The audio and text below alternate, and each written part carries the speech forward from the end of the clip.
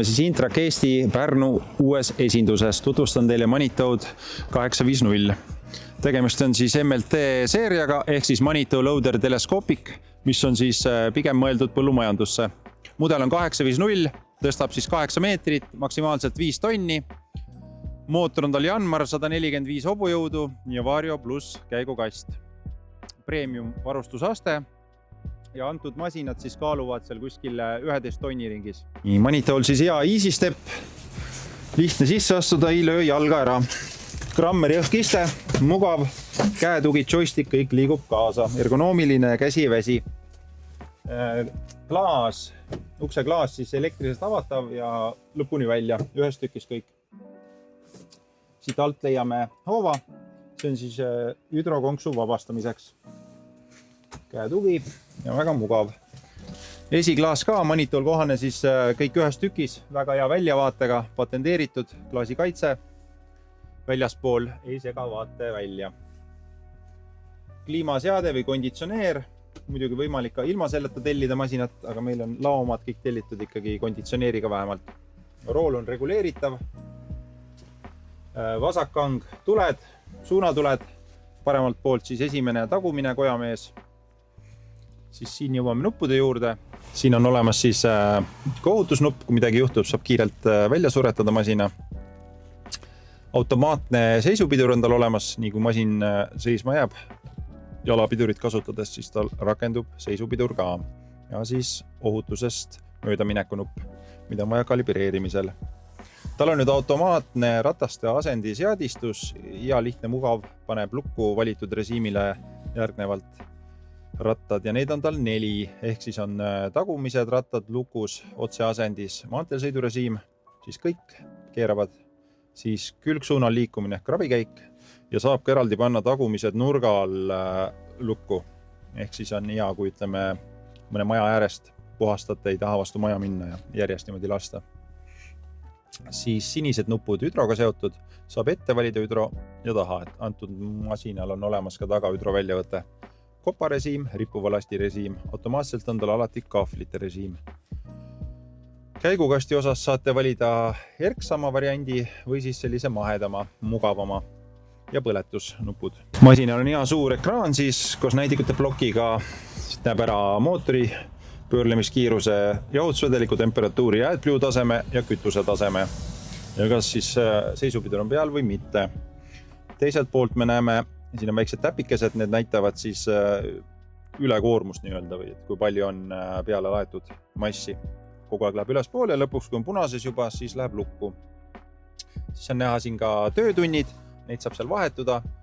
On näha üldised töötunnid, siis saab nullitavaid töötunde vaadata ja üldse kütusekulu ja palju veel saab tööd teha selle kütusega. Rataste asendid välja toodud.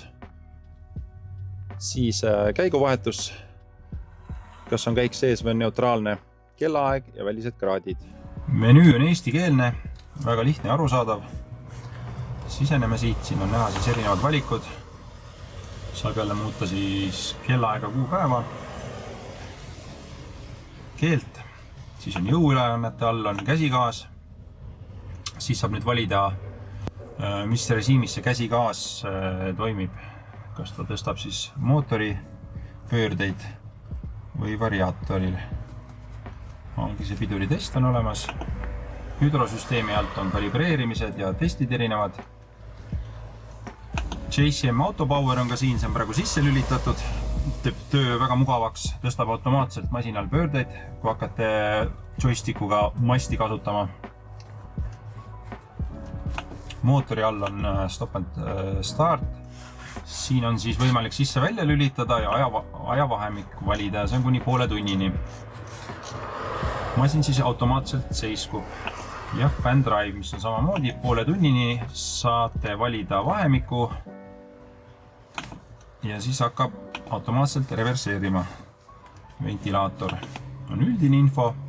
Kuna tal on keskmääre tehase poolt peale pandud, siis saab siit keskmäärde režiimi valida madal, tavaline või kõrge. Ja ekspert, see on pigem siis hooldusele. Eraldi on meil ka infotabloo, kus on rikate kõrvaldamine. Praegu tal ei ole ühtegi veakoodi. Hoolduse vaatamine, üldine informatsioon, ja hüdrosüsteem, kus saab vaadata õlitaset. Siis Manitoole omane joystick, alumine rullik mast välja sisse, ülemine rullik lisaliin, neid saab ka muidugi ümber tõsta, kui kliendil on soov. Siis punane nupp on siis sõidusuuna valikuks edasi-tagasi, keskel on neutraal. Siis siin all peidus on veel nüüd nimetis sõrme all on siis juhi kohaloleku kontroll. Et 10 sekundit läheb mööda, kui te joystickut ei kasuta, kätt peal ei hoia, siis enam mast ei tööta, joystick ei tööta, ta lülitab välja, see on ohutuse mõttes väga hea. Nii, siis see osa siin, siit saab joysticki välja lülitada, kõik liigutused.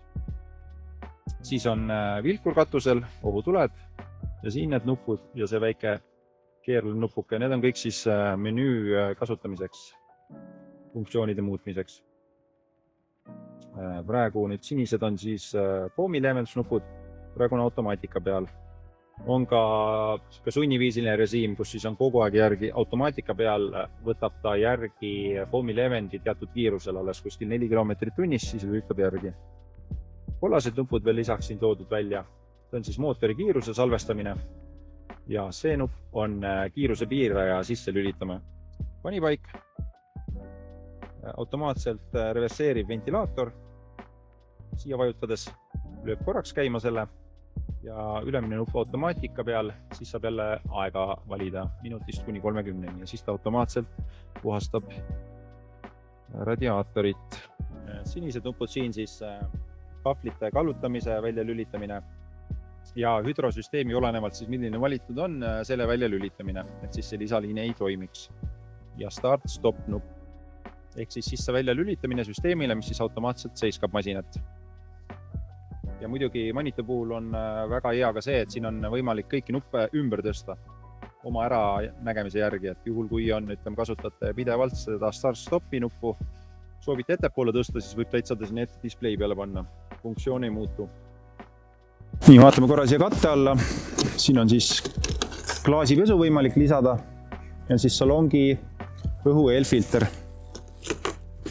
Lukus ja lihtne lahti võtta ja lihtne lukustada. Nagu ikka põllumajandusmasinatel on ka siin välja toodud kollane rõhuvabastusnupp. Ei pea mootorit välja suretama või siis lihtsalt süüde on sees, hoiate 3 sekundit, suunatuled vilguvad ja on lisaseadmeid ja lihtne vahetada ümber. Esiklaas, kojamehed. Alati on ka väike kojamees all, kui varustusklass on vähemalt premium. Esiklaas siis ühes tükis, väga hea nähtavusega. Nüüd üldiselt on Manito 850, kuna ta on viimati välja tulnud mudel, siis ongi ta seal 841 ja 961 vaheline mudel, et ta on märksa suurem ja jõulisem kui 841 oli, aga siis natukene mõõtudelt ja tõstevõimelt ja tõstekõrguselt jääb 961 alla. On selline vahemudel tehtud. Et siin on siis olemas lisaväljavõtte ees, mis on standard põllumajandusmasinatel. Tuleb ka voolik siis kiirlukku, kui nüüd on plaan lisaseadet kasutada, siis tuleb siin mehaaniliselt ümber lülitada. Ja masinal on hüdroõli tootlikkus on 200 liitrit minutis, 270 baari. Hüdrolukk, vähemalt Eesti tellitud masinatel kõigil olemas. Kang käsitsi peab siis ümber lükkama, kui nüüd on soov lisaliini kasutada tal ees. Kõik võimalikud lisatöö agregaadid ka siis Manitol olemas, kõik võimalikud ammustajad, kopad. Piilume kapoti alla ka siis. Ilma võtmeta ei saa seda lahti teha jälle ohutuse mõttes, et kui keegi on, ütleme, kabiinis ja teine mees on kapoti all, siis ohtlik oleks masinat käima panna, et siis mõeldud ongi, et ühe võtmega, et siis tood võtme ja teed lahti. Mootoriks on siis 850 mudelil Janmar 4,6 liitrine, võimu jõudu piisavalt. Tal on siis 145 hobujõudu, ehk siis kuskil 105 kilovatti. Nii, siis on veel väga mugav võimalik avada tal, ütleme, alt seda luuki. Siia päris peale astuda ei tohi, aga tagab ligipääsu mootori alt rämpsu eemaldada ja ütleme siit ventilaatori vahelt. Pluss on tal siis luuk siin manuaalselt avatav, et kui on kogunenud siin vilja või tolmu, saab sellega eemaldada siit alt mugavalt. Nii, vaadates tagaosa, siin me oleme siis järelpaigaldanud originaal Manito hüdrokonksu.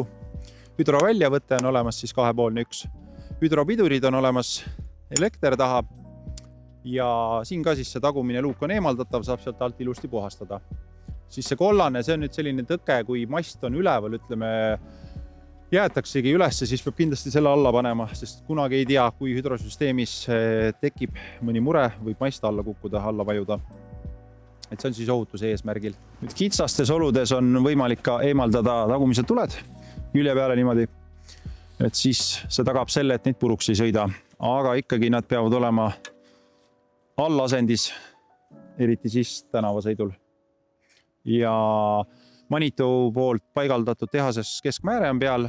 See on siis täislahendus, masti esiotsa välja.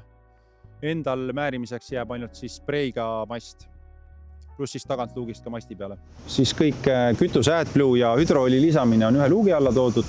Luuk käib seest kabiinist nupust lahti ja pääseb ligi.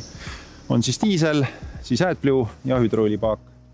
AdBlue sinine nagu ikka, et segamini ajaks.